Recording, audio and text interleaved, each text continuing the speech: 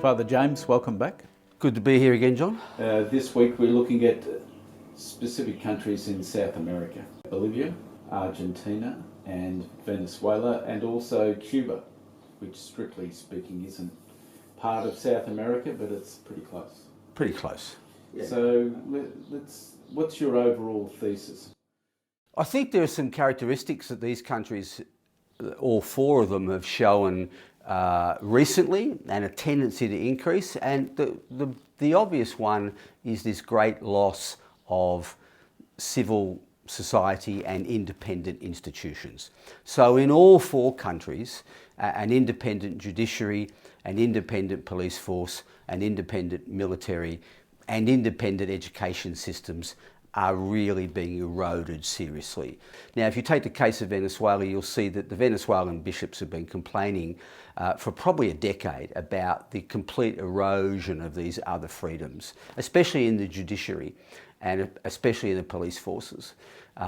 Under Chavez and under Maduro at the moment, basically those freedoms have disappeared. And if you look at Venezuela, you'll see up to probably about 3 million people have left the country in the last 18 months to 2 years. That's a huge loss of population. And this is just people that are opposed to the regime, but can't find any justice or any equity in the system. So they come up against the government, they look for where else they can find support, and they don't find it anywhere. Mm-hmm. And that's a huge refugee crisis. It is a huge refugee crisis, and it's one that Pope Francis really hasn't looked at or discussed or highlighted in any way. He's been a strong supporter of, for want of a better phrase, South American democracies. They're not how we would understand democracy in Australia to be at all, but there's a light touch of, there are elections, but it doesn't necessarily mean you get the result you want. So the other common characteristic of these four countries has been long-term election rigging and long-term persecution of opposition parties and arrest and imprisonment of those who are outspoken against the regime. So that's very difficult in those countries, and I think that's got a lot to do with the refugee issue, because your variety in the political system is leaving the building. Mm. Yeah, Argentina. Argentina's recently dropped into that level. It had been doing a little bit better, but it doesn't seem to be, at the moment, it seems also to have taken on a lot of persecution and oppression against opposition parties.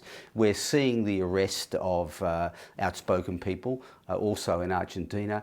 And common characteristic across all of them is that Catholics, and especially Catholic bishops in those countries, have been outspoken. They've been sidelined. They're finding that there's a great number of arrests against Catholics to basically silence that dimension of oppositional voices. And again, it's disappointing that the Pope is not really supporting his own bishops and their own Catholics. Now, one of the ironies was that when the Pope visited Cuba, over 3,000 Catholics were arrested prior to his visit and imprisoned. Now, why would you go ahead with a visit where 3,000 people who want to talk to you are not allowed to see you? But he did. And he never mentioned that there were 3,000 additional people in jail.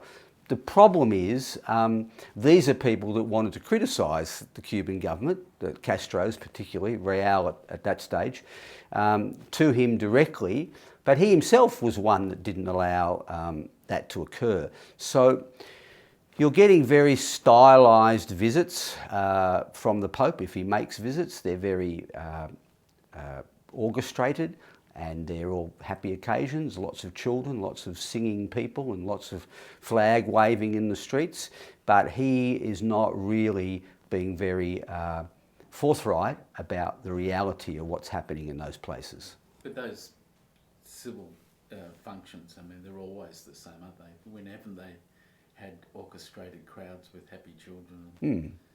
But usually that's a sign that a government is in trouble when you're doing that. I mean, it's been a communist and a socialist thing for a long, long time to put that kind of facade over things.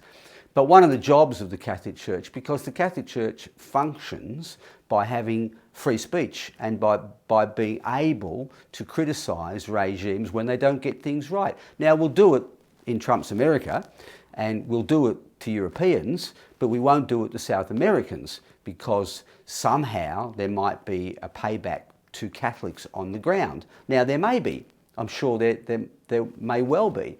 But you can't be silent in the face of those kind of erosions of those dimensions, especially the judiciary and the police. You can't be silent in the face of that because that goes to the core of what justice is in a society. And if you can't get justice, guess what? You get refugees. Bolivia, that's a country that we know very little about in Australia. Bolivia's had, for the last 10 years, elected an indigenous leader, Morales, who's just gone into exile in Mexico because the military withdrew support from him. The Pope has been a great fan of Morales. To me, it's very disappointing because although he's an indigenous, he's the first indigenous Bolivian to be president of the country, his treatment of those institutions has actually been very poor. So I think in a way the Pope's been a bit confused. He's had the idea that I have to support the indigenous leader, that's a good thing, but that when they haven't actually improved things, in fact they've made those civil institutions even worse, he hasn't been prepared to condemn him. And their relationship has been quite controversial because the Pope's had many occasions to criticise the complete collapse of the economic life, and really the poverty that's descended upon Bolivia has been a major collapse in the last 5 years, of which His Holiness has said nothing about. So I think he's very compromised over Bolivia. Cuba's no surprise in terms of repressing religious communities. No, correct. And I think what's gone on in China and what's gone on in Cuba are very similar, in that what's been happening is the Catholic Church has been looking to normalise their relationship with those two countries especially, but they haven't really had enough influence and enough power and enough specifics around what that actually looks like. So giving people state visits and turning up and making wonderful statements about the state of Cuba doesn't help people on the ground. So I think you have to do a lot more research there.